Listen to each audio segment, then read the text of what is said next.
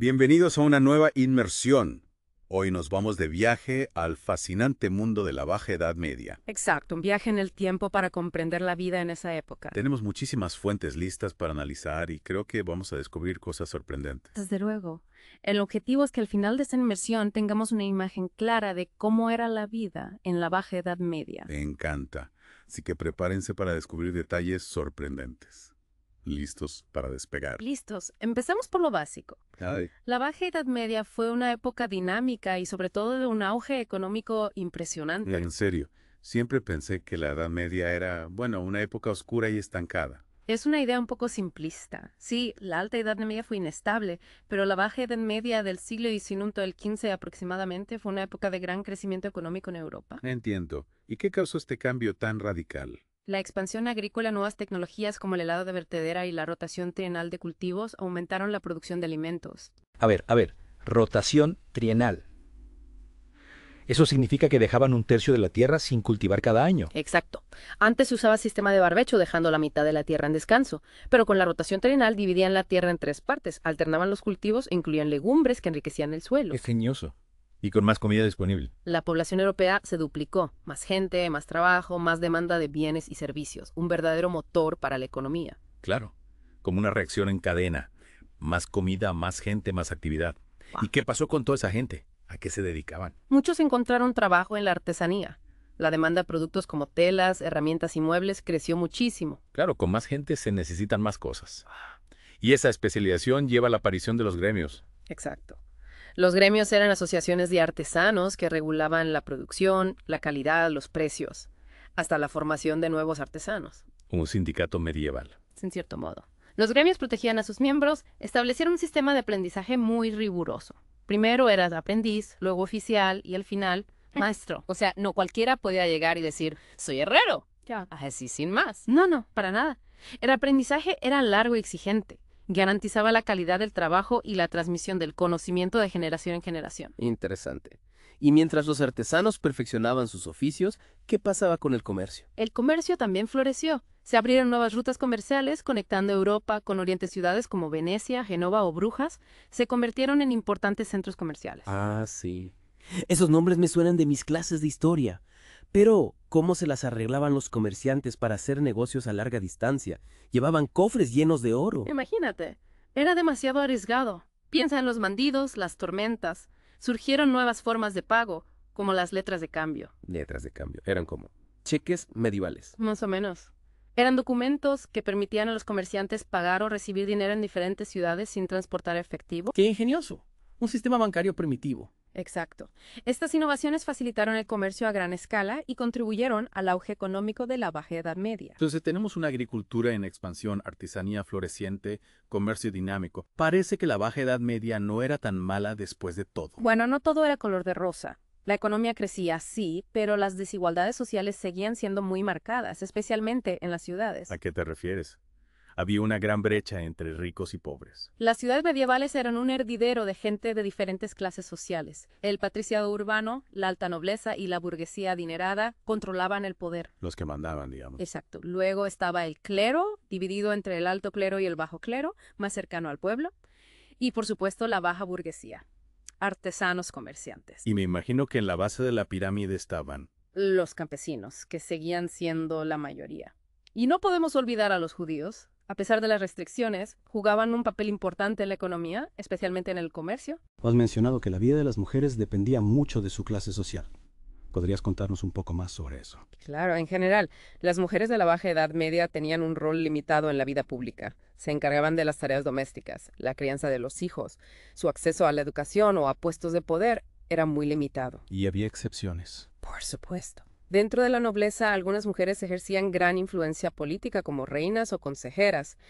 En el ámbito religioso, algunas mujeres fundaron conventos o se dedicaron a la vida contemplativa. Es decir, que a pesar de las limitaciones, algunas mujeres lograron destacarse. Exacto. Y no olvidemos a las mujeres del pueblo. Aunque invisibles para la historia, jugaban un papel fundamental en la economía familiar.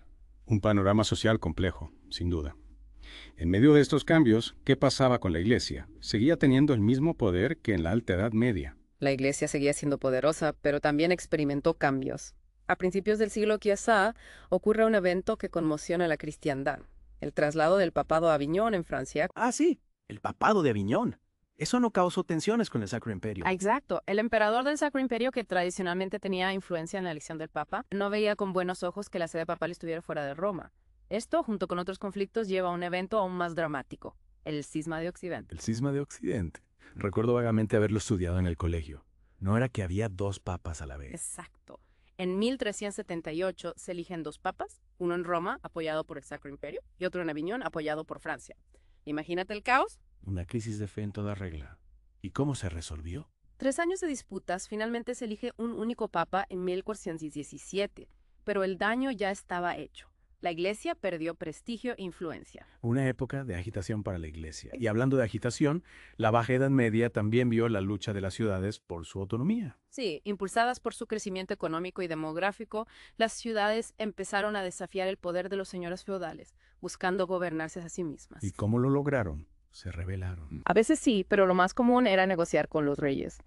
Los reyes veían en las ciudades un aliado potencial contra la nobleza. O sea que los reyes apoyaban la autonomía de las ciudades para debilitar a sus rivales, Tostuto. Exacto.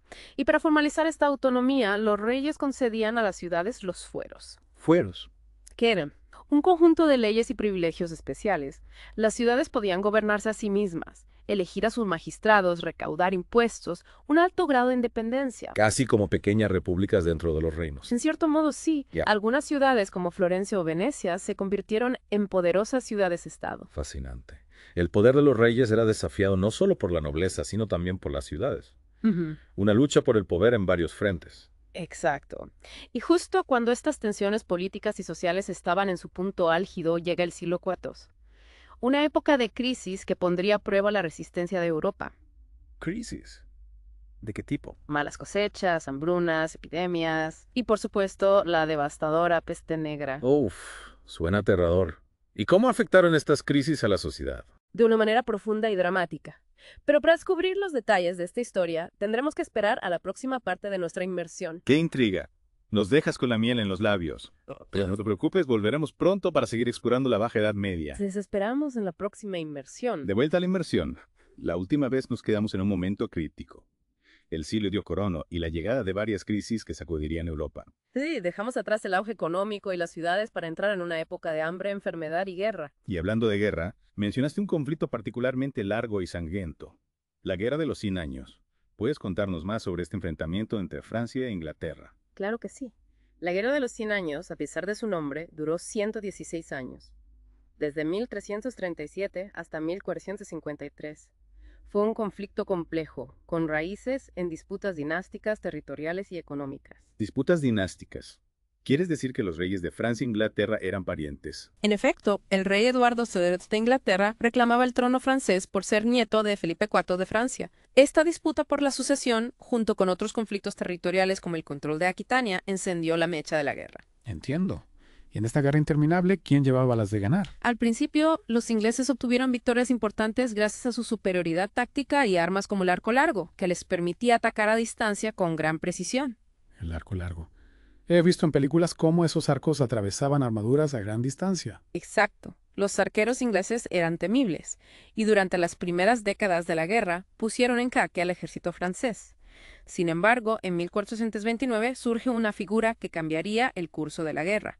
Juana de Arco. Ah, sí. Juana de Arco, la doncella de Orleans, una heroína legendaria. Sin duda, Juana era una joven campesina que decía tener visiones divinas que necesitaban a luchar por Francia. Con una convicción inquebrantable, logró levantar el sitio de Orleans, un punto estratégico para los franceses, e inspiró a las tropas a luchar con fervor. Una historia épica. Pero ¿cómo termina la historia de Juana de Arco? Lamentablemente, Juana fue capturada por los borgoñones, aliados de los ingleses. La acusaron de herejía y la condenaron a la hoguera en 1431 con solo 19 años. Qué final tan trágico. Pero a pesar de su muerte, Juana de Arco se convirtió en un símbolo de la resistencia francesa, ¿verdad? Así es. Su figura inspiró a las tropas francesas y finalmente en 1453 lograron expulsar a los ingleses de la mayor parte del territorio francés, poniendo fin a la Guerra de los 100 Años. Una guerra larga y costosa, tanto en vidas humanas como en recursos. Sin duda, la Guerra de los 100 Años debilitó a ambos reinos y dejó profundas cicatrices en la sociedad. Y como si la guerra no fuera suficiente, llega la peste negra. Mencionaste que fue una epidemia devastadora. ¿Puedes contarnos más sobre esta terrible enfermedad? La peste negra, también conocida como la muerte negra, fue una pandemia de peste bubónica que asoló Europa entre 1347 y 1351, mató a un tercio de la población. Un tercio. Es una cifra escalofriante. ¿Cómo se propagó la enfermedad tan rápidamente? La bacteria de la peste, Yersinia pestis, se transmitía a través de las pulgas que infestaban a las ratas negras comunes en las ciudades medievales. Las condiciones de higiene de la época favorecieron la propagación. Entiendo. Y ante esta enfermedad desconocida, ¿qué podían hacer los médicos? Desafortunadamente, en esa época, no se conocían las causas de la peste ni la forma de curarla. Los tratamientos eran ineficaces y la mayoría de los contagiados morían en pocos días. Me imagino el terror que debieron sentir al ver cómo la muerte se extendía a su alrededor. Exacto. La peste negra no solo causó una enorme pérdida de vidas, sino que también tuvo un profundo impacto psicológico. La gente se sentía impotente ante la enfermedad, lo que intensificó el fervor religioso. Quiere decir que la gente culpaba a Dios por la epidemia. Muchos sí, interpretaron la peste negra como un castigo divino por los pecados de la humanidad. Esto llevó a un aumento de la religiosidad, las peregrinaciones y las prácticas de penitencia. Y este miedo a la muerte se reflejó en el arte de la época. Por supuesto, surgen las danzas de la muerte, representaciones teatrales y pictóricas que mostraban a la muerte personificada como un esqueleto, llevándose personas de todas las clases sociales. Una imagen impactante. Un recordatorio de que la muerte no hace distinciones. Exacto. La peste negra dejó una huella imborrable y su influencia se puede apreciar en el arte, la literatura y la religiosidad de la Baja Edad Media. Entonces tenemos la Guerra de los 100 años, la peste negra. Menudo panorama.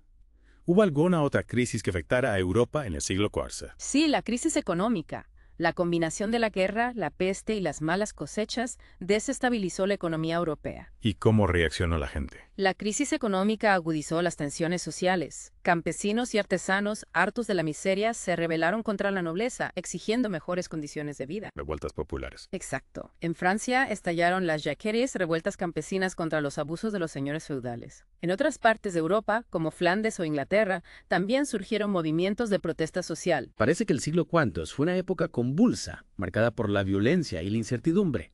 En medio de todo este caos hubo algún atisbo de esperanza. A pesar de la oscuridad, la Baja Edad Media también fue testigo de un renacimiento cultural que sentaría las bases para la era moderna. Pero para explorar este capítulo tendremos que adentrarnos en la última parte de nuestra inmersión. No puedo esperar. Nos vemos en la próxima etapa de este viaje, de regreso a la inmersión. La última vez nos quedamos en un punto de inflexión, la Baja Edad Media sacudida por guerras, pestes y revueltas populares. Pero en medio de toda esa oscuridad mencionaste un renacimiento cultural. Sí, una paradoja fascinante. La historia está llena de contrastes. A pesar de las dificultades, la Baja Edad Media vio un despertar del conocimiento, la creatividad y la expresión artística. Suena intrigante. ¿Por dónde empezamos a explorar este renacimiento cultural? Empecemos por las universidades. Durante la Baja Edad Media se convirtieron en centros de saber que atraían a estudiantes de toda Europa. Universidades en la Edad Media. Siempre pensé que eran algo más moderno. Las universidades medievales, aunque diferentes a las actuales, sentaron las bases para la educación superior. En ellas se enseñaban las artes liberales, la medicina, el derecho a la teología. Y supongo que el latín seguía siendo la lengua de enseñanza, ¿no? Sí, el latín era la lengua de la erudición. Pero poco a poco las lenguas romances, como el italiano, el francés o el castellano, fueron ganando terreno, sobre todo en la literatura y la poesía. Hablando de literatura, mencionaste algunas obras que reflejaban el espíritu de la época. ¿Puedes contarnos un poco más sobre ellas? Claro, en Italia, por ejemplo, tenemos el Decamerón de Boccaccio, una colección de cuentos que retratan la vida cotidiana en la época de la peste negra, con sus miedos, sus alegrías y sus contradicciones. Una especie de instantánea de la sociedad medieval en plena crisis. Exacto. Y en el ámbito de la poesía destaca la Divina Comedia de Dante Alighieri, una obra maestra que combina la teología, la filosofía y la política en un viaje por el infierno, el purgatorio y el paraíso. Obras que trascendieron su tiempo. Sin duda. Y este florecimiento literario se vio impulsado por una invención que revolucionó la comunicación, la imprenta. Ah, sí. La imprenta de Gutenberg. Un antes y un después en la historia. Exacto. Johannes Gutenberg, un orfebre alemán, perfeccionó la imprenta a mediados del siglo XV, permitiendo la producción masiva de libros a un costo mucho menor que los manuscritos. Una revolución comparable a la aparición de Internet. Sin duda. La imprenta democratizó el acceso al conocimiento, facilitó la difusión de ideas y abrió las puertas a una nueva era de comunicación. Increíble cómo un invento puede cambiar la historia. Pero antes de terminar nuestra inmersión en la Baja Edad Media, me gustaría hablar del arte. Mencionaste el gótico como el estilo dominante, ¿verdad? Así es. El gótico surgió en Francia en el siglo XIII, se extendió por toda Europa y dejó huella en la arquitectura, la escultura y la pintura. Cuando pienso en el gótico me vienen a la mente esas catedrales con sus arcos ojivales y sus vidrieras de colores. Las catedrales son el ejemplo más emblemático del gótico, pero este estilo también se aplicó a otros edificios como palacios, ayuntamientos e incluso casas. ¿Y qué características definen al gótico? ¿Qué lo diferencia de otros estilos? El gótico busca la verticalidad, la luminosidad y la grandiosidad. Sus elementos clave son el arco ojival, que permite construir estructuras más altas, la bóveda de crucería, que distribuye el peso de manera eficiente, y los arbotantes, esos arcos exteriores que soportan los muros y permiten abrir grandes ventanales. Esos ventanales con vidrieras de colores son una maravilla. Es como si la luz se transformara en arte. Las vidrieras no solo eran decorativas, también servían para enseñar historias bíblicas a los fieles, muchos de los cuales no sabían leer. Una Biblia ilustrada para el pueblo, ingenioso. ¿Y la escultura gótica? La escultura gótica, al igual que la arquitectura, busca la expresividad y el naturalismo. Las figuras humanas son más realistas, con rostros que transmiten emociones, y se les da mucha importancia a los detalles. Recuerdo haber visto fotos de gárgolas, esas criaturas fantásticas que decoran las catedrales. ¿Tenían alguna función práctica? Las gárgolas, además de decorar, también servían como desagües para la lluvia, pero también tenían un significado simbólico, representaban la lucha del bien contra el mal. Interesante. Y por último, ¿qué me puedes contar sobre la pintura gótica? La pintura gótica, como la escultura, evolucionó hacia un mayor naturalismo. Se busca plasmar la emoción y la humanidad en los rostros.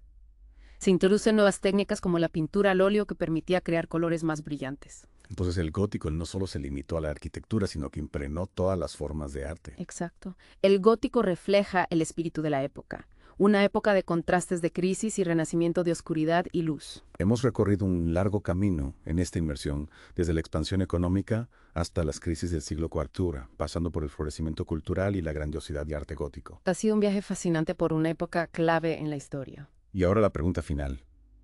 ¿Qué podemos aprender de la Baja Edad Media? ¿Qué conexiones hay con nuestro presente? Esa es una pregunta para reflexionar. Piensa en los desafíos, las transformaciones, las ideas que surgieron. Y descubre cómo resuenan hoy en día. La historia, aunque parezca lejana, siempre tiene algo que enseñarnos. Gracias por acompañarnos en esta inmersión. Hasta la próxima, Brociel.